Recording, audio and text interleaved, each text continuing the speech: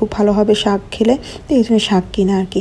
তো এই যে এখানে কষায় রাখা হলো উঠায়, তো এখন এখানে দিয়ে দেওয়া হবে শাক আর শাকের ডাঁটাগুলো। এই শাকটা ভীষণ ফ্রেশ ছিল, দেখেই কিন্তু বোঝা যাচ্ছে। হ্যাঁ, তো এই শাকটা এখন এর ভিতর কষায় দেওয়া হলো। এটা এখন দিয়ে দেওয়া হলো কাঁচামরিচ পাকা পাকাগুলো। আর আমার না এই কাঁচামরিচগুলো ভীষণ ভালো লাগে, দেখতেও কিন্তু ভীষণ ভালো লাগে তরকারিতে দিলে। আর শীতের সময় এই ধরনের তরকারি খেতে কিন্তু বেশ ভালো লাগে। তো এই যে মাছটা দিয়ে দেওয়া হলো, যখন শাকটা একদম কমে আসলো তখন রান্নাটা কিন্তু আমার বোন করলো। খুবই মজা ছিল রান্নাটা, খুবই মজা। তা এই যে হয়ে গেল আমাদের শিং মাছ দিয়ে লাউ শাকের ডাঁটা দিয়ে রান্না, ঝোল ঝোল হবে, খুবই গরম ভাতে খাওয়ার জন্য একদম পারফেক্ট একটা রান্না। তো আমার এই রেসিপিটা যদি তোমাদের ভালো লেগে থাকে তো এটা অবশ্যই শেয়ার করো। আর শীতে তোমাদের কি অবস্থা? আমার তো বাবা ঠান্ডা নিচে পা রাখার মতন অবস্থা নেই, তার উপর প্রচণ্ড ঠান্ডা লেগে গেছে আমার।